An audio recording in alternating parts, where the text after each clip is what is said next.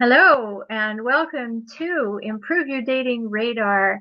And today we're going to talk about how to spot a relationship predator, the hijackal. So lots of things to talk about. I'm here with my co-host Sandy Weiner of Last First Date. So welcome, Sandy. What's up with you today? Hey, let me put my little piece of paper out there. What's up with me? My house is full. And I was just talking about that with you. And it's interesting that when our children are difficult and are difficult for us, how we deal with that. And so my house is filled with all of my children, all of my adult kids who all want to be right. My son and I are most alike, and he's just wanting his space back because he likes quiet and he thinks best in a quiet space.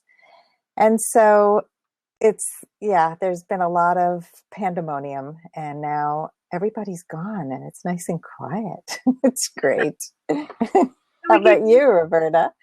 Well, I've just come back from a week of taking care of a friend who I took her to the hospital for surgery, and have been being with her for the last week. And being in someone else's space while they're recovering is obviously not your everyday experience. So Yes. I've had a lovely time with her. She recovered very nicely, and it's always a learning time. And really, that's what we're going to talk about today, because there is something out there in the wind besides the weather, and I've given it a name, and the name is hijackals. So we're going to talk about what that really is and why they're relationship predators and how to recognize one. And if, as we're going along, you immediately say, oh, this makes sense to me, and I need more information, go to hijackals.com and you can download my free ebook, How to Spot a Hijackal. And if you don't think you have a hijackal in your life, then go to forrelationshiphelp.com and you can learn about all kinds of other things that can improve your relationship with yourself and other people. So today's topic is near and dear to my heart, and I was doing an interview on Zoom for a Australian company on Friday, and we were talking about this very thing, and having hijackals in our family, having hijackals in our home, having hijackals as a partner, having hijackals as a parent, or having hijackals in the next cubicle, all the same thing, right? So the first question is, how do you know if you're with one? And, I'm sure that just from the experiences you and I were speaking about offline, we have a few clues about how to know if you're with one. And one of the key features is that they always have to win in the moment. If you're with somebody who always has to win in the moment, then you will be in that crazy making place of recognizing you're with a hijackal. And I'll give you an example. We have if I talk about hijackals on a scale of 1 to 10, we have a 24 that's running for president right now. So here is a really overt example. The Republican candidate of note, of whom I'm speaking, was on the Today Show by phone the other day. And the host, Natalie Morales, she said, I'd like to play this piece of tape for you from 2 days ago. So she played it, and he said, I never said that.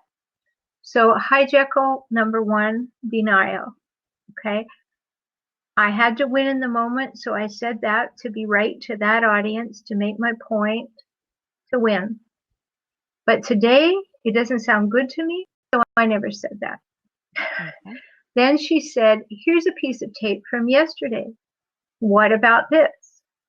Hijackal strategy number 2. He didn't deny it. He said, oh, you media people, you're always twisting things. Right into blame. Mm-hmm. So a very high level example that I think everybody can see if they recognize what's going on there that when you're dealing with a hijackal, they have to win in the moment, even if that means that they, excuse me, didn't turn off my cell phone, even if that means they're contradicting themselves, because to them, they're not contradicting themselves. They're simply telling the truth in the moment. And if it changes, so be it. Right. What's truth? Yeah. Completely subjective, apparently, when you're dealing with a hijackal. Yeah, in my experience, there's a lot of backpedaling of and excuses. So he's blaming, and I've seen a lot of, well, I was tired. I didn't really mean to say that. There's something wrong with you, obviously, but there were a lot of excuses. It's a whole litany of excuses as to justify bad behavior. In my particular case, once when I was dating someone, I lost my phone. There's all kinds of reasons why I didn't get in touch, or the accusations of, you're too sensitive. You're too neat. Yeah, there's something wrong with you, right? Yep. And exactly. I just heard this horrific account. It was on NPR of a woman who married a very religious Hasidic rabbi.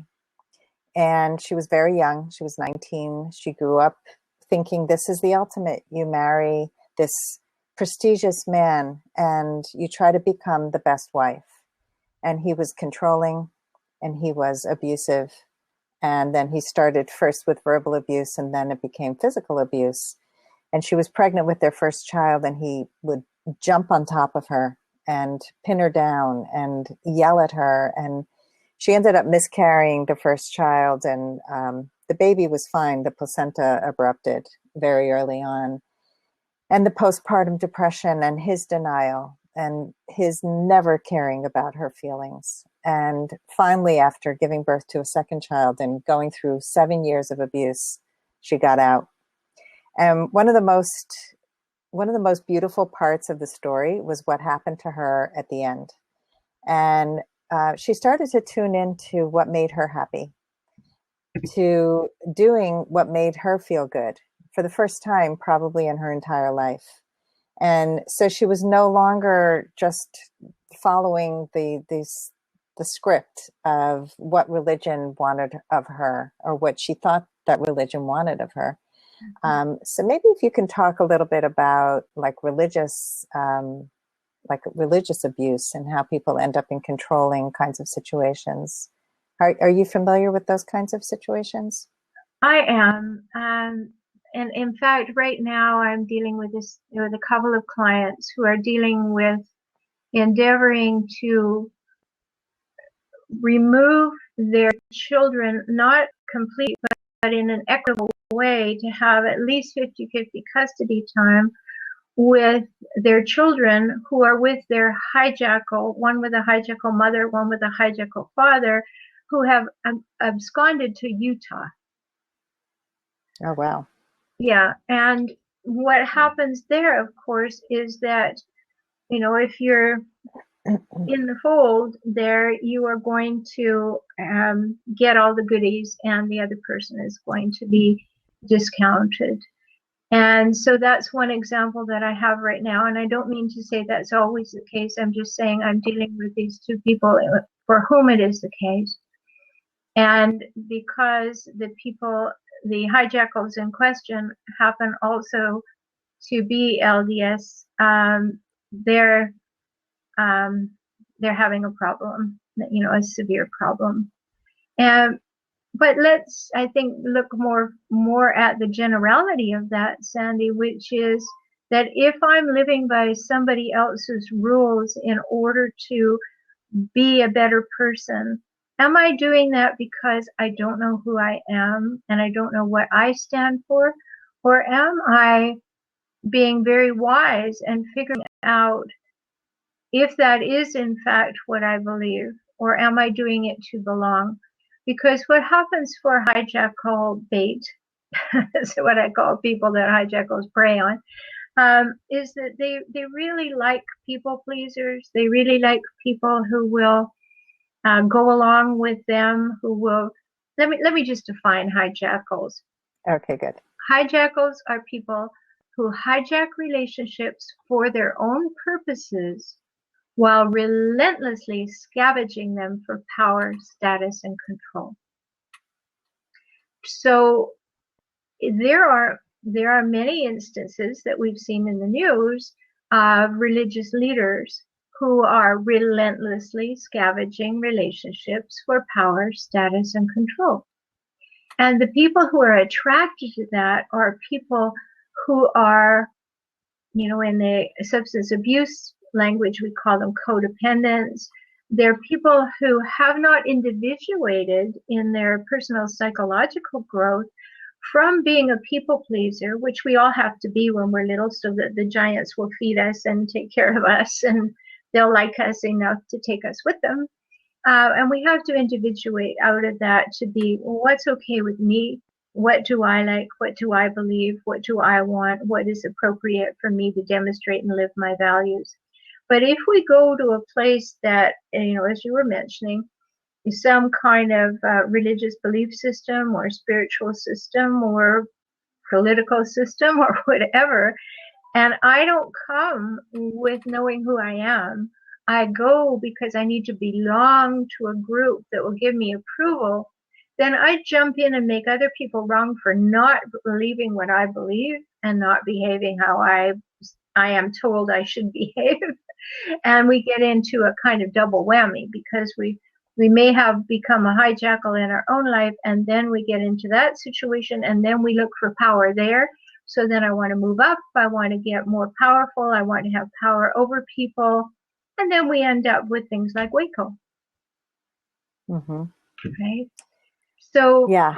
I don't think we want to go too far down that path of what happens to people on those paths. But what we need to understand is there are some things that are really basic to identifying and having the dating radar for a relationship predator, a hijackal. And one of them is that they have that absolute need to win. And, they will say black is white in this moment if they need to win. And tomorrow they will say black is red. And when confronted with their black and white statement, they will say they never made that statement and how completely wrong you are and where do you get off accusing them of anything anyway. But the other side of the coin is also equally a hijackal hallmark, which is blame everybody else for everything. Nothing can ever rest with a hijackal. It's always got to be someone else's fault. Yes. So if you're dating someone who's always complaining about the weather, the IRS, their mother, the boss, whatever, you have your radar up there and say, could this possibly all be somebody else's fault? And start looking at how do we get clear about who this person we're dating really is. So as my marriage was ending, I was extremely vulnerable, and I met a man who was probably a hijackal. He told me how miserably married he was, that he would never leave his wife, but that she and he had nothing in common. And, there were a whole bunch of complaints, but he would not be willing to do anything about it. And then it came out in his business life as well that he felt he cheated in business. Basically, he cheated in his life, all over his life, and often you do see these patterns. And he felt justified. He felt that the IRS was wrong to call him out. So now that I have space between who I was then and who I am now, I can totally see it, and I see that he was a man whose character I totally would not go for today. But in my vulnerable state, he gave me attention, and I needed attention, and I was starving for it. So often the vulnerable among us, and that happens a lot in dating, you're vulnerable, you want love so badly that you fall for somebody who seems, I'm going to speak from a woman's point of view, women who fall for men who have that take charge kind of attitude, who seem macho and manly, are often people who are controlling, and it's also the type A men who value their work over relationships, that in the beginning seem to be so desirable and attractive. Yeah, and So the flip that's, side of that too, Sandy, is as you were saying, you were coming out of the troubling relationship, so you were feeling you were feeling the empowerment of leaving, but at the same time feeling like making all this decision and making all these moves and having to be so assertive. Oh wow, that's tiring. And there's this person who just knows what they want and we get going, and so it's attractive for a little bit yeah. because we're exhausted, right? We're emotionally exhausted, and then this person comes up and says, "Oh, let me take you away from the weekend. Let me do this and that and the other thing." Then the little cracks start to show, and we're quick to jump in and rationalize and justify. Oh, they're having a bad day. Oh, it's just Yes. a difficult time at work. And so it's not unusual to become hijackal bait when you are in a vulnerable situation. Very, very Yes. common.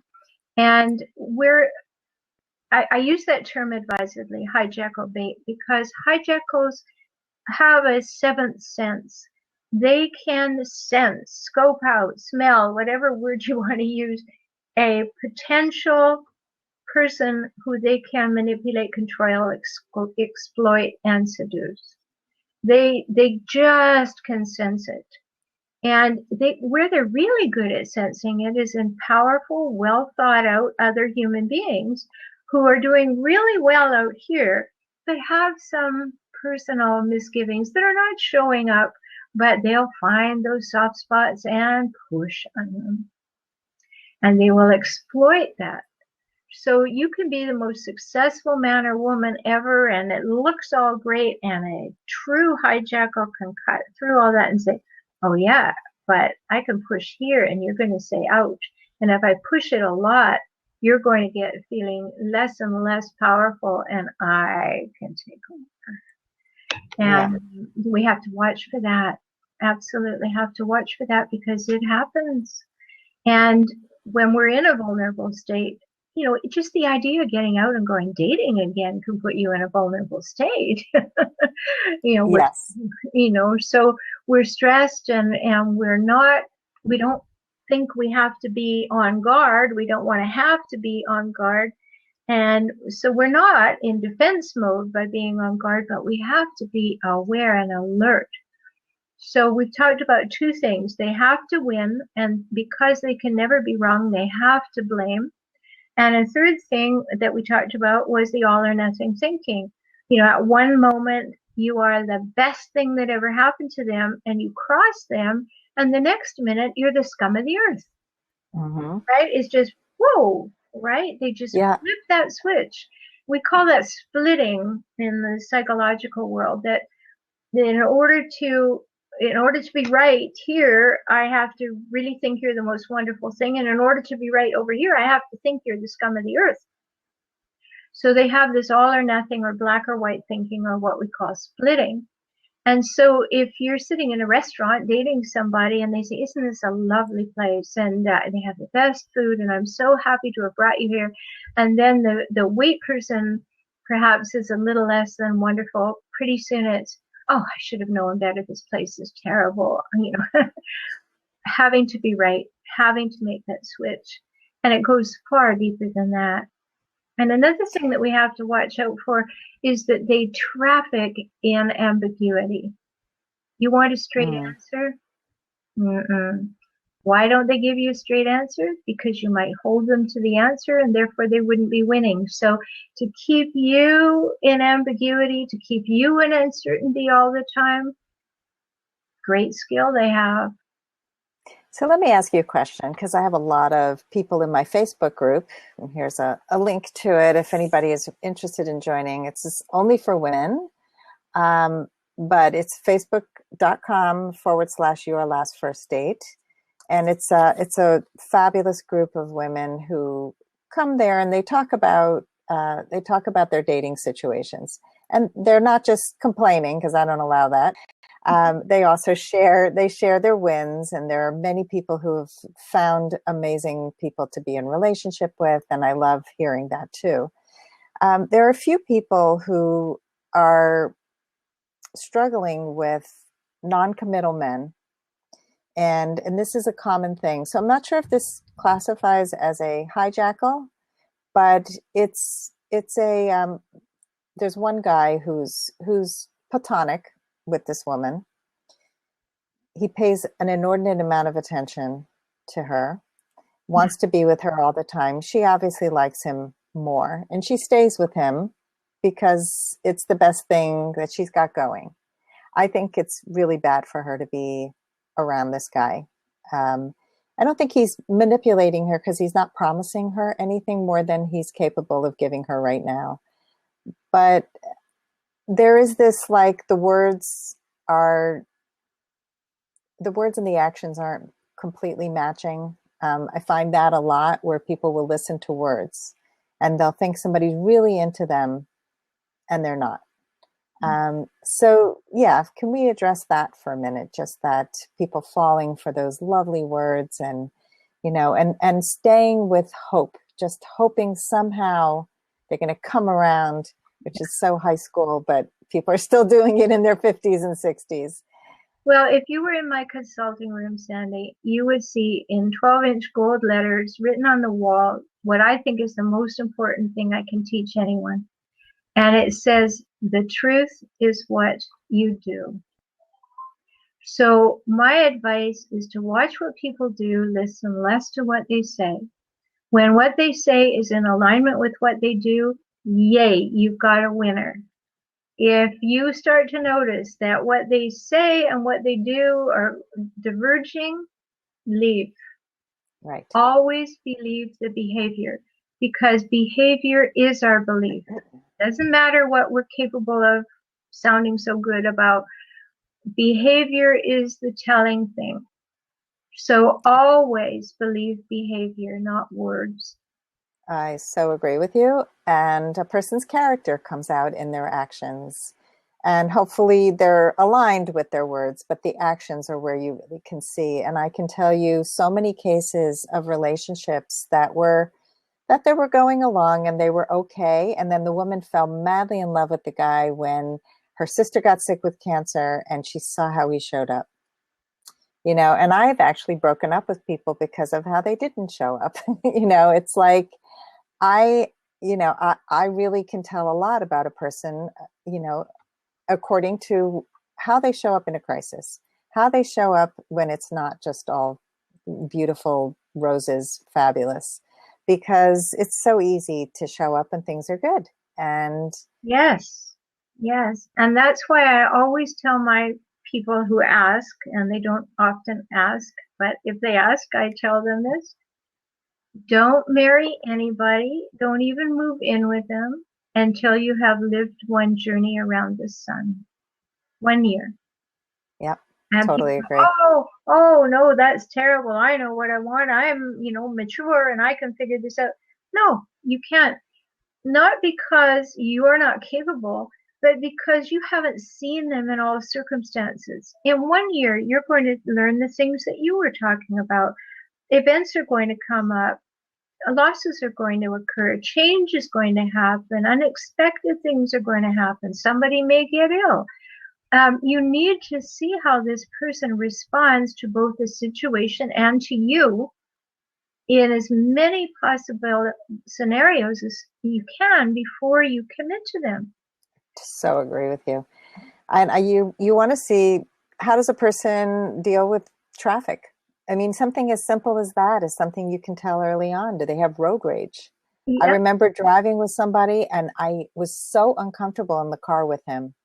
I was with somebody and I heard him talk about a coworker in such a negative, nasty way. And the way that he dealt with conflict showed up really quickly. Not with me, but the way that he spoke about this other person. Yes, and believe that, right? Yes, believe that. Believe a person, as Maya Angelou says, believe them the first time. And what happens is, and I just saw this last night on my Facebook group, I like to give men the benefit of the doubt. I want to be open. I want to give them a chance. And yes, you should give them a chance when it comes to, seeing how their character is and seeing and talking about the stuff that bothers you and seeing how they respond. See if they get defensive. See if they block you out. See if they walk away from conflict. Yes, can I be just, excellent. yeah, I just wrote about a hot topic, which was breaking up by text. Oh, yes. And this was my Good Men Project article, and it came out of a conversation that started on my Facebook group. And a woman had been broken up with by text. She was devastated. But you know what? Within the day, a couple of hours, she was already like, I'm over this. I'm angry at him, but I'm over it. Like I just can't believe he would do this to me. And then all these other stories came out. I was with a guy for 5 years and he broke up with me on a Facebook message. And it's and actually that conversation about I want to be kind and open and give people the benefit of the doubt. I mean, 5 freaking years. This can't be the first thing that happened that No. showed that he was a lousy communicator, that he did not respect you, that did not have a dignified relationship. No. And so, to me, what I always work on with people is to value yourself first. Know who you are and love yourself enough to have standards, to have boundaries, so that you don't allow people to step all over them, and you're not sitting there questioning somebody's behavior and words not matching. Without a doubt, this behavior shows up, I am out. Yeah. This does not work for me. I was doing an interview the other day with Ken Bitchdale, and I he sent, love Ken. he sent me a little image that he created of something I said, and I think it's worth repeating here. It's really hard to see red flags when you're wearing rose-colored glasses. True. And that's what I'm talking about. That's what you're talking about, Sandy, is we so much want to have a partner that we fail to see that they are not our partner. We're not looking at that. We've got our rose-colored glasses on. They're showing us these red flags. We're not listening. We get in deeper and deeper. And then somebody breaks up by text. I know I responded to your article by saying that that's neither brave nor courageous. So, come on, you're not with a Yes. communicator of any kind. So isn't that wonderful that finally it showed up? Now, we Yeah. weren't talking about 5 years at that time, but, come on. You saw lots of ways that this person was extending their relationship in ways that ought not to have been accorded to him.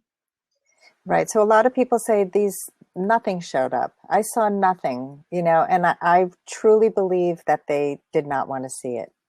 I think very few people are so good at hiding everything. And, and I think once you become in tune with what a red flag really looks like, and when it's waving in your face and you had to take those glasses off and really see it and stop excusing horrible behavior. I took a course called Total Transformation. It used to be advertised all the time on the radio with James Lehman. And I took it when I was dealing with my teenage daughter, who was my hijackal at the time. And the motto he kept repeating over and over was, there is no excuse for abuse. There's no excuse. I don't care who you are. I don't care if you're my daughter. I don't care if you're my mother. I don't care if you're my coworker, my lover, my anything. There is no excuse for abuse. And I would repeat it over and over. Every time she would say something to me that was nasty, there's no excuse for abuse. I don't care if you didn't get a good night's sleep. I don't care what happened. Yeah. You treat me with respect because I treat you with respect. And that's what we deserve. Yeah. I want to put a big caveat in here, because when you're first with a hijackal, you can be completely drawn in and you will not see any red flags, and you will rose-colored glasses or not, you can really not see these things, because this may be the first time that after the experience you are going to become more self-aware. Hijackals are chameleons. They will be exactly who you want them to be, who you need them to be, who you long for them to be. They will get your number on every level. They will give you what you want. They will seem to be able to read your mind. They are exploitive, manipulative, and seductive. They will do it. And you don't have any defenses against this at the beginning. So the first time that you're in this, because you don't set out to attract a hijackal, you were set up for it. This comes from your upbringing. You became what I call hijackal bait because of all the influences in your life. So the first time that you are with a hijackal, you don't know it and you won't know it. So please let yourself off the hook if that happened to you. You couldn't have known it. You didn't believe that there were people who would behave like this. You justified the behavior. You thought better of them. You made them better than they are in your own mind. And it's really painful to realize that maybe you've invested 5, 10, 15 years of your life, raised children with someone. And as you've matured and you come to a place of realizing, this is abominable, this is despicable, I can't live like this, don't beat yourself up about it. Simply get some help to get out of it. Go to hijackals.com, download my ebook, How to Spot a Hijackal. If that's not enough material for you, go to Amazon, just put in Hijackal. You'll find my 2 books on it. Read in more depth so that you understand what's about you and what's about them, because this is not something you want to be beating yourself up about. What you want to do is become more self-reflective, more self-aware, become understanding your values and how you demonstrate them every day, working with yourself in that regard and making change now. But spend no time beating yourself up after being seduced by a hijackal. Yeah, I'm glad you said that. Yeah, they are just they're master manipulators, and you're no match for them if you have been raised to be hijackal bait. So let yourself off the hook, but get help. I have a weekend program that runs again in October, where you can come here for the weekend to San Diego, where I live, and I will help you. I also have a Facebook group that's brand new. Go and join it. It's called Surviving Hijackals. It's a closed group. Nobody can just go peering in there. The posts won't appear in your feed. It's a safe place to talk about what it's like to be with a hijackal, to ask your questions, am I with one? Or to say, I've gotten rid of one, how do I make sure I don't get another one? Yes, and also in my Facebook group, we talk about these kinds of relationships all the time. A lot of times people will post a question, should I stay or should I go? And, I am so straightforward. I'm kind and compassionate, but I am straightforward. I will tell you the truth because I don't think we benefit from having the truth masked. So if you're struggling in any way, you have Rhoberta's fabulous group, and here's another little link to my group. It's Your Last First Date on Facebook, and it's also a closed group, and everybody who's over 40 and female is welcome. Yeah, and probably a good thing for us to do is to be in each other's groups, because I don't deal with all the dating pieces you do, so we could share. Yeah. Yes, but I have a lot of experts in my group, actually, who have joined. Yeah. So you're welcome to join. Thanks, and you too. It's important, though, getting back to our topic today, how to spot a relationship predator, the hijackal. It's important to know that there are signs and symptoms, and that's what I've written about a lot. But it's also important to know that you can, in fact, give up being hijackal bait. And that's something that you do have to go through a significant process to unlearn, right? To shift and make a change. I was working with a client this morning, and I haven't talked to her for a year. And it was so wonderful, Sandy, because she was reading my notes that she took from the time that we were together, probably 18 months to a year ago. We were, she was my client, and she's saying, and I did this, and I did that, I did the other thing. And I am hearing this confident, assertive woman that was not there the last time I spoke to her. And she's saying, she's just taking those points and saying, and I did this, and I watched your video. I have a YouTube channel. It's at For Relationship Help, HELP. So go. There are lots and lots of videos there that I've made that will help you. But she was going and reinforcing this and then reading other things. And she's recognizing recognize that even though her partner is a hijackal, and this is a point that I want to make, she has children with him. She has family with him. She has a whole lot of things. And I always advocate, first of all, get all the juice out of the relationship you can before you ever think of leaving unless there's physical abuse. Because you got into this relationship by who you are, and you need to strengthen, you need to become more strategic, you need to become more skillful and self-reflective. So learn while you're in the relationship, try things out, see what will work. Because hijackals come from low level at 1 to full blown at 10, and the one we talked about earlier today at 24. But you know, you can have significant impact if you're with someone that you have children with and you would like to shape and shift the relationship in a different direction. Do your own work.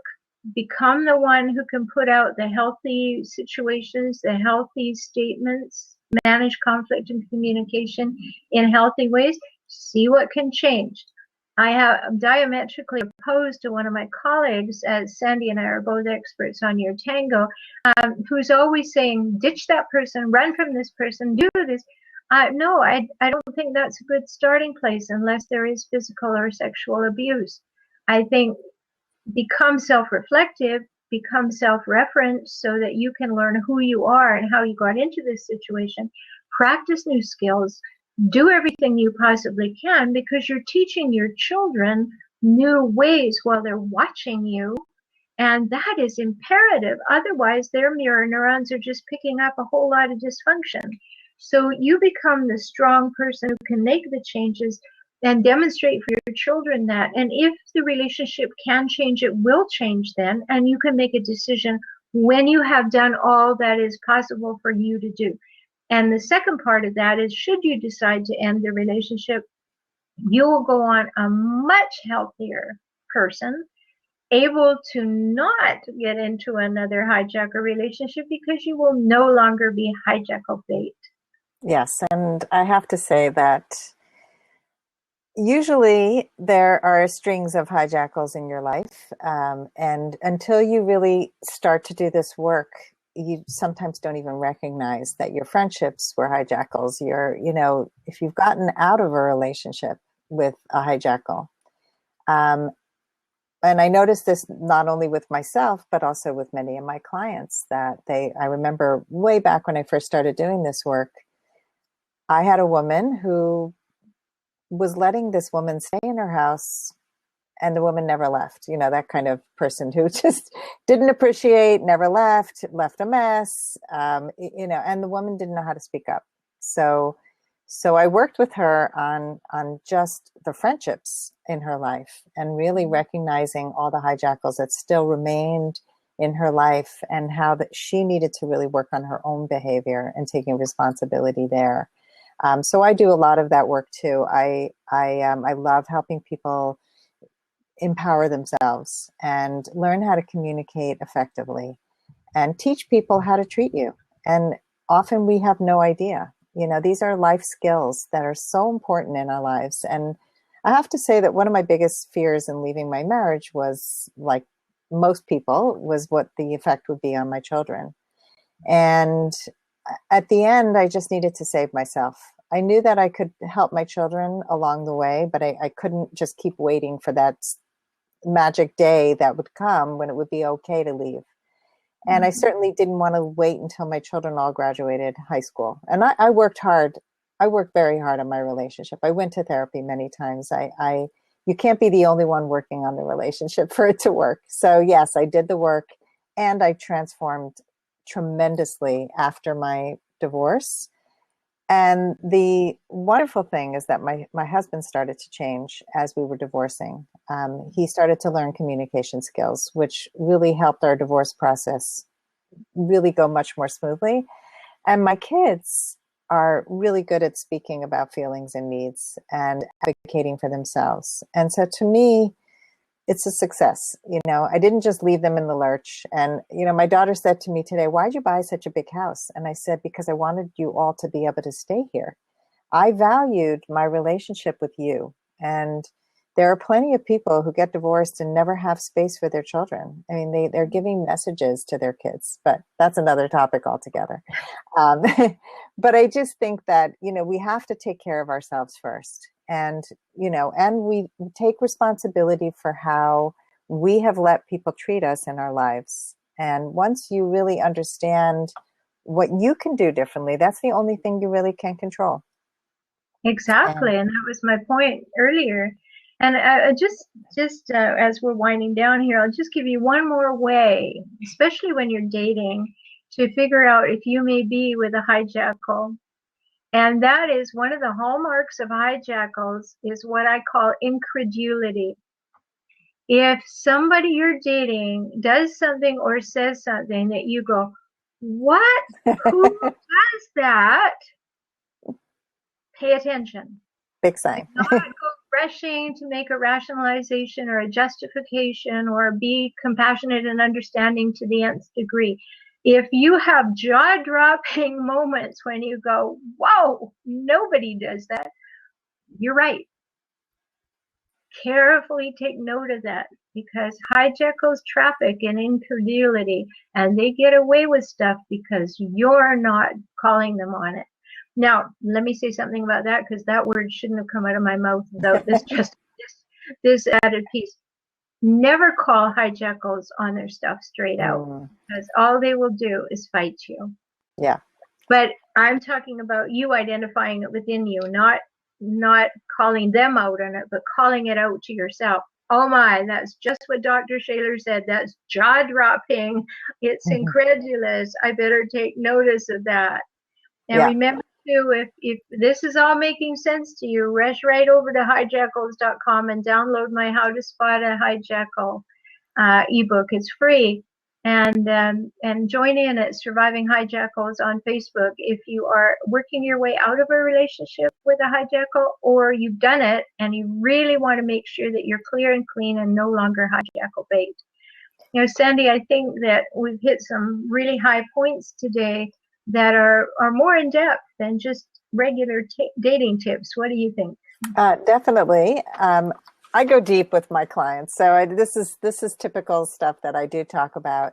I wanted to say also that in terms of online dating, the hijackal shows up as a romance scammer, as a person who is trying to manipulate you and preys on the most vulnerable women who are bright, successful.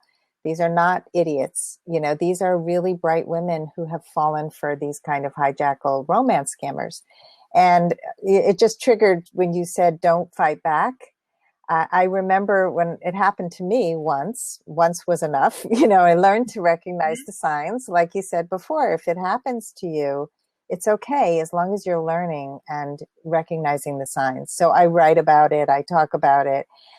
But what I read was, don't fight back. Don't say, I found you out. I know who you are. I got your number. Because what they're going to do is they're going to get better at the game that they're playing. And they'll turn it against you too. And what? They'll turn it against you. Yeah, I mean, he had no way to turn anything against me. I just blocked him. But what I basically said to him was I met someone else. And then I reported him and blocked him. You don't want to let them on to their game. That they don't want to let them know you're on to them.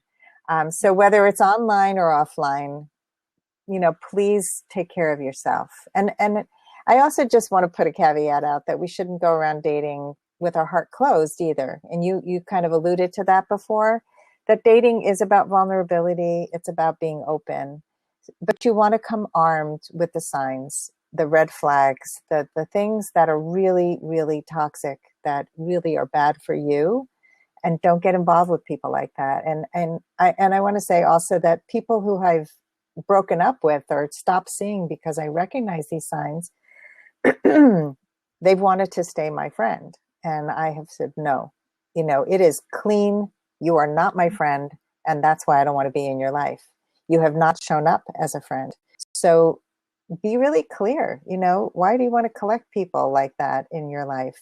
It mucks up your life. It's not good for you, and it will not help you make room for the right person to come into your life. Very wise. And Sandy at Last First Date is always helping people with the dating world. Um, I have interesting things to say about that, I hope, but dating is not where I spend my time. I specialize in working with the partners, the exes, the adult children, and the co-workers of chronically difficult people, and I call them hijackals. So great combination of skills that Sandy and I bring to you. Hope this has been valuable for you.